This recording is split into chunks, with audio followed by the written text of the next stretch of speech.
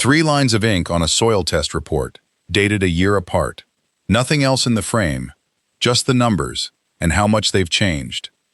Sample 1. pH 6.8. Ordinary dirt, the kind that grows corn or hay just fine, but nowhere near acidic enough for blueberries. Sample 2. 1 year later, pH 6.1. A small drop. Someone's margin note reads, in pencil, keep going. Sample 3. pH 5.4. Inside the range, blueberry roots actually need to pull in iron and manganese from the soil. Beside the numbers, a second column nobody thinks to read. Organic matter, up from 2% to nearly 5%. That's the soil learning to hold water. Someone traced a line connecting all 3 dates. The line only goes one direction, down, toward acid, toward exactly what the bushes were starving for. Clipped to the back of the report, an invoice. The order size this year is 10 times what it was the year before. Out past the porch, boots move through rows of low bushes mulched dark, almost to black, the ground still wet from the sprinkler line. In a farmhouse kitchen, the same report gets set on top of a stack of older ones, a whole season's worth of testing, one number at a time. A phone starts ringing somewhere in the house. Whoever tested this soil a year ago swore this mulch would kill every bush he owned. The delivery truck rattles down Beaver Creek Road before 7 in the morning, its bed loaded with composted fir needle mulch strapped under a blue tarp. Caroline Whitfield checks the ratchet straps one more time. This load is going somewhere she never expected to sell to twice. On the seat beside her, the delivery slip lists this season's order at 60 cubic yards, 10 times what the same buyer bought the year before. The truck turns in under a weathered wooden sign, Tatum Blueberry Farm, established 1987, its rows of low bushes stretching out behind a sandy drive. This is Roy Tatum, the same grower who stood up at the county co-op meeting last winter and called her mulch pine trash in front of every farmer in the room. A year ago, his own soil tested at a pH of 6.3, nearly neutral, far too high for blueberries, which need soil closer to 4.5 to take up iron properly. This spring, after one full season of Caroline's composted needle mulch worked into his rows, the same meter read 5.4, enough of a drop that his bushes leafed out 3 weeks earlier than the year before. Roy never apologized outright. He just handed her a new order, 10 times the size of the one he had mocked her for filling the first time.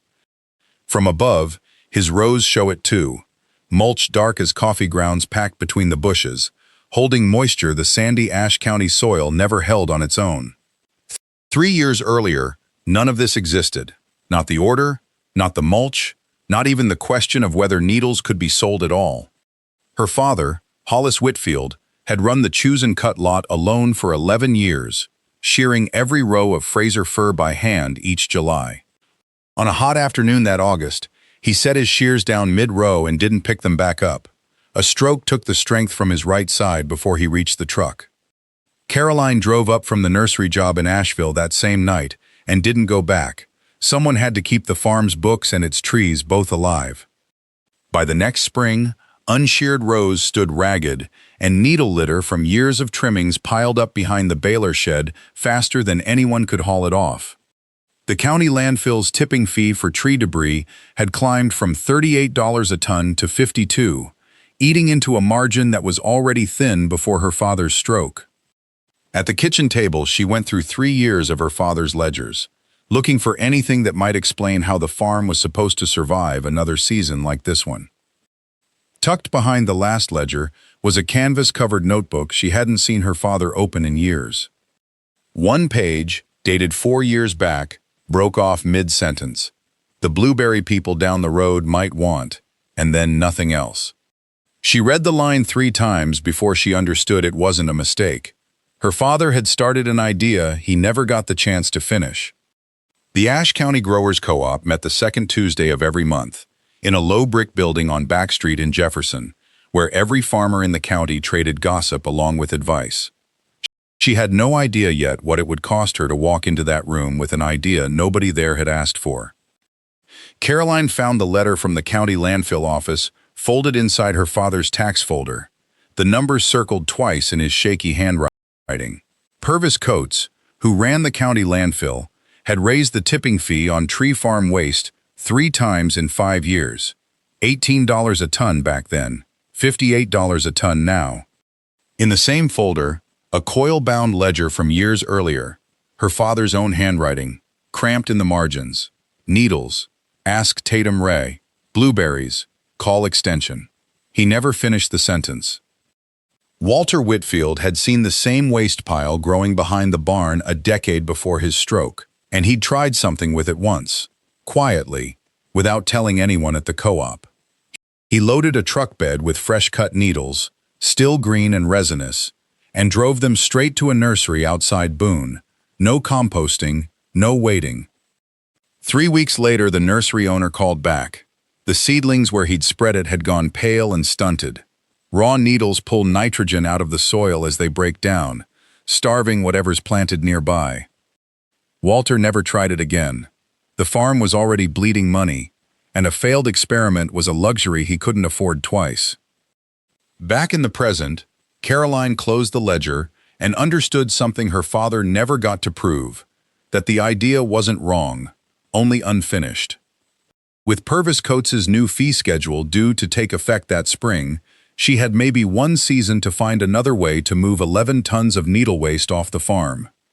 So on the second Tuesday of the month, she drove into Jefferson, parked outside the low brick co-op building on Back Street, and walked in with her father's ledger under her arm. 30-some farmers filled the folding chairs, dairymen, apple growers, a beekeeper from Lansing, and Roy Tatum, who ran 40 acres of blueberries 2 miles down the ridge from her farm. When it was her turn, Caroline stood and explained it plainly. Shredded, composted fir needles could lower soil pH slowly and safely, exactly what blueberry roots wanted. Roy Tatum didn't wait for her to finish. He stood up, arms crossed, and said loud enough for the whole room to hear, "Pine trash'll kill my bushes, same as it killed anything else it's touched." A few men laughed. Someone in the back muttered something about Walter Whitfield's old ideas never panning out either.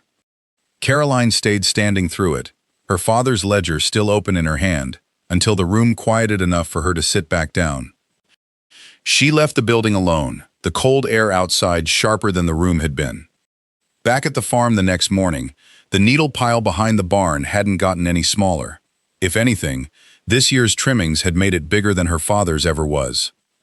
She called the Ashe County Cooperative Extension Office that same afternoon and got Denise Combs, the agent who handled soil questions for half the county's growers. Denise explained it the way she explained it to everyone.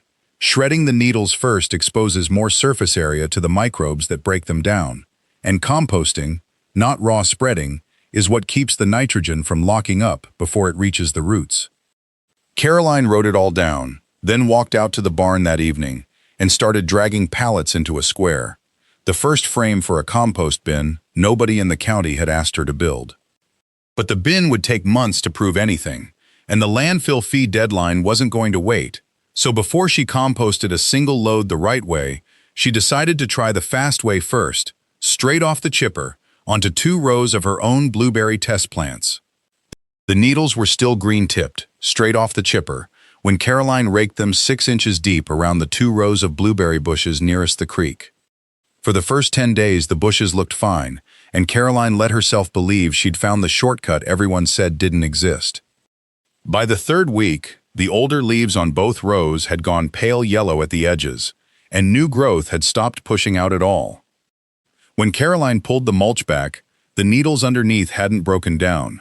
They'd matted into a felt that shed rainwater instead of soaking it in.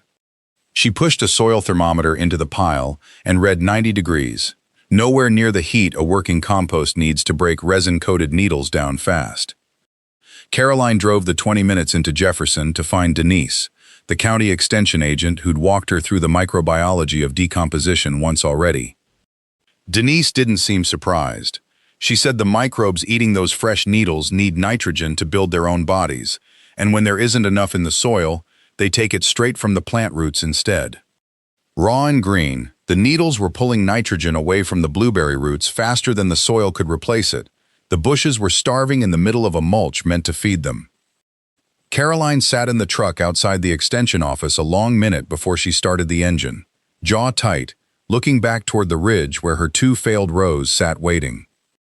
So she went back to the pallet bin behind the barn, shredded a fresh load twice through the chipper, turned it with a pitchfork, and this time watched the core climb past 140 degrees. Weeks went by.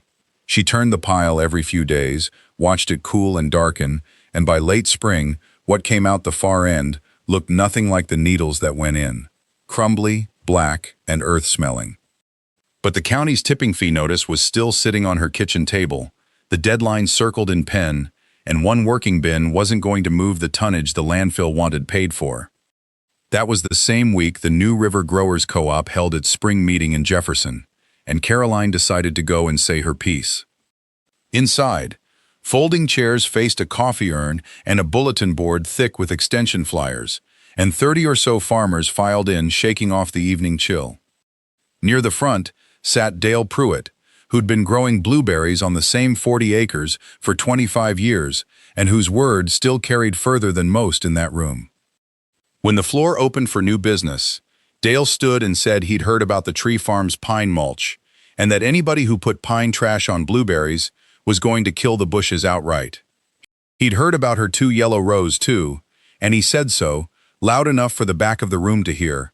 Proof, he called it, that the whole idea was exactly as bad as it sounded. A low laugh moved through the folding chairs, and an older farmer near the coffee urn shook his head like the matter was already settled. Caroline started to explain that the failed rows were raw needles, not composted ones, and that the two weren't the same thing at all, but the co-op chairman was already moving to the next item on the agenda. The next item was the landfill fee itself, up again to $58 a ton, and half the room groaned. Caroline sat through it knowing exactly how much of that weight was hers. She walked out to her truck alone afterward, breath fogging in the cold mountain air, the parking lot nearly empty by the time she got there. Nobody in that hall knew the pallet bin behind her barn was already curing a second batch, working exactly the way Denise said it would. The only question left was who in Ashe County would ever agree to try it. The one who said yes was Ruthie Anders, who ran a 6-acre U-pick blueberry patch 2 ridges over and couldn't afford another season of bagged soil sulfur at $11 a bag. Ruthie had heard about the co-op meeting secondhand and laughed at the story same as everyone else, but she also had 400 bushes turning yellow-green instead of the deep, waxy green they were supposed to be. She agreed to try a half-ton, free, no promises. Caroline drove it over in the truck bed the next Saturday, needles still smelling faintly of resin and cold ground. She spread it raw, straight from the trailer, packed thick around the base of 24 bushes the way she'd spread mulch her whole life. Nobody had told her yet that fir needles don't behave like bark chips. 3 weeks later, the needles had matted into a shingled crust. Water ran off it instead of soaking in, the waxy coating on each needle shedding rain like a duck's feather. Under that crust, the soil microbes trying to break the needles down were pulling nitrogen straight out of the ground to do it, leaving the bush roots with almost none left for themselves. The leaves that had been pale went paler still, curling at the edges, and by the second week of March, Ruthie called and told Caroline not to bring the rest. Word got back to the co-op faster than Caroline could explain herself. Hollis Vance, who ran the county's biggest blueberry operation, brought it up before she'd even sat down at the next meeting. "Told you pine trash would kill bushes," he said, loud enough for the back row, and nobody in the room disagreed with him out loud. Caroline drove home that night past the empty roadside stand where her father used to sell trees, and sat in the truck a long time before going inside. It was going through the barn loft looking for an old tarp that she found her father's notebook, the spine cracked, pages soft with damp from years untouched. 22 years earlier, Grady Whitfield had tried the same thing. Needle litter, dumped fresh around a row of blueberry starts he'd planted behind the barn for Caroline's mother. His handwriting on the page tracked the same failure. pH readings scrawled in pencil, then a note in the margin. Leaves yellow, needles won't rot, ask county man about it. The entry stopped there. That was the spring the tree orders tripled and the notebook went back on a shelf, and it never came back down again before the stroke took the rest of his time from him. Caroline called Denise Coble at the extension office the next morning and read her the notebook page over the phone, word for word. Denise didn't sound surprised. "Raw needles have a carbon-to-nitrogen ratio near 70-1, she said.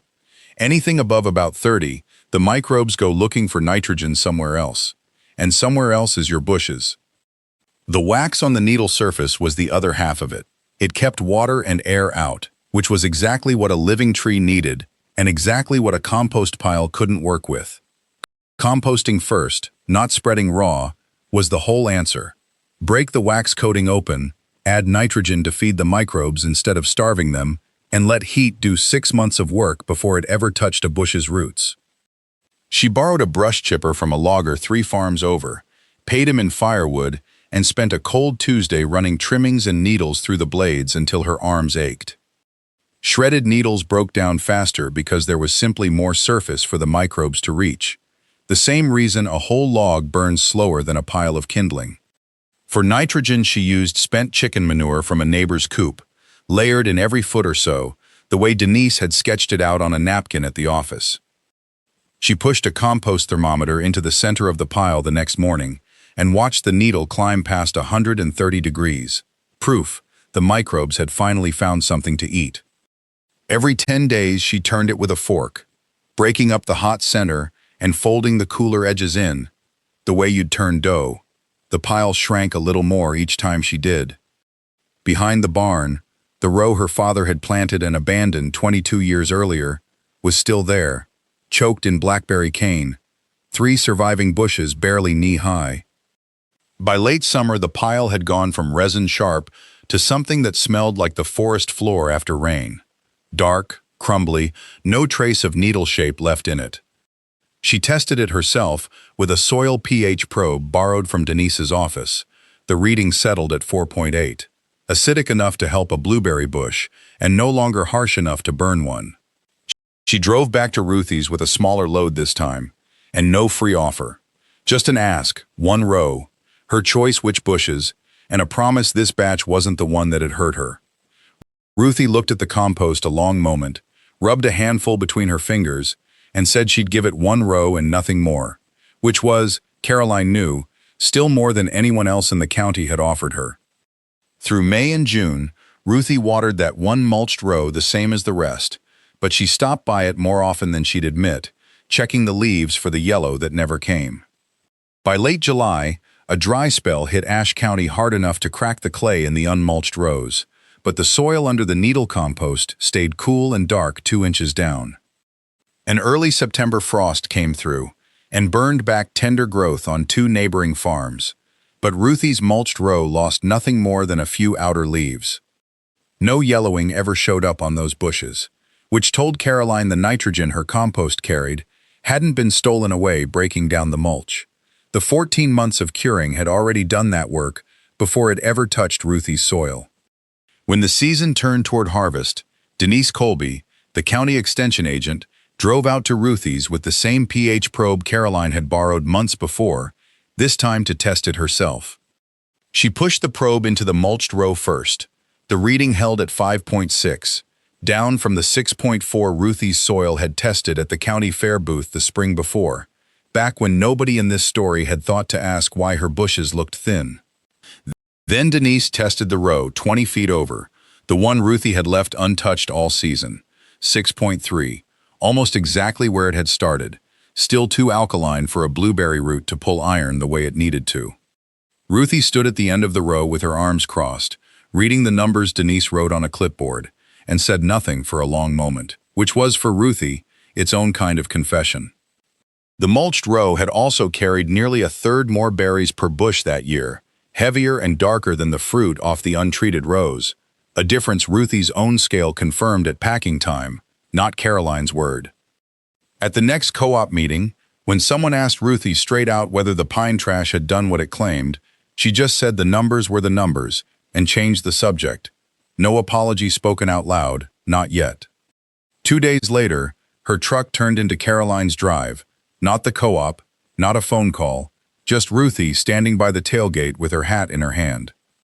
She didn't say sorry outright, She asked how much mulch Caroline could put together for next spring, because 1 row wasn't going to be enough anymore.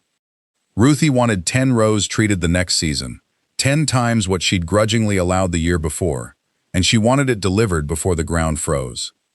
Caroline wrote the number down twice to make sure her hand hadn't slipped, and only let herself smile once Ruthie's truck was already back down the road.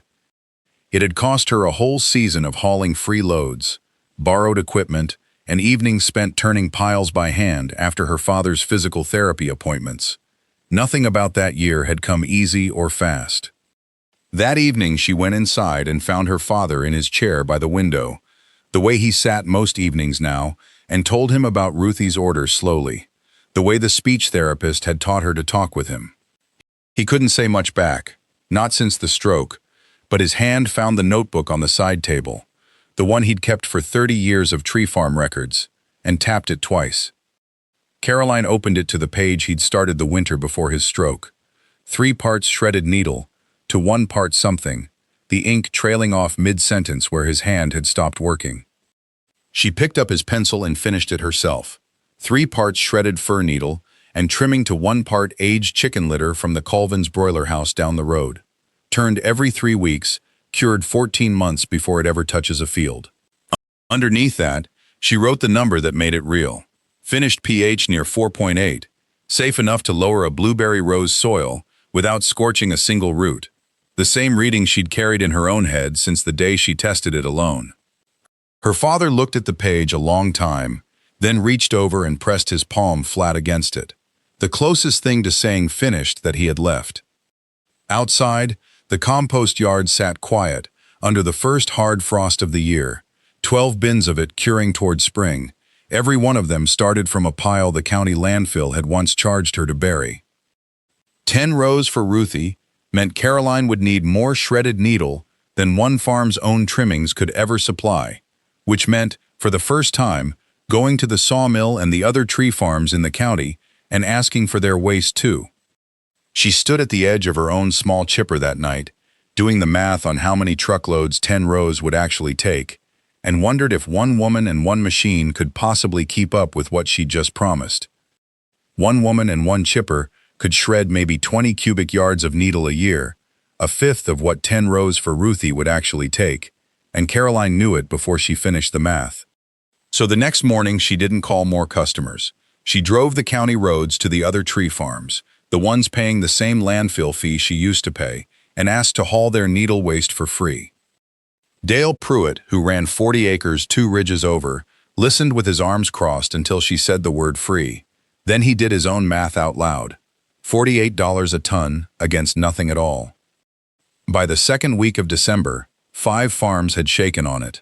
No contract, just a promise that she'd come take what they used to pay to bury. She still needed more than promises.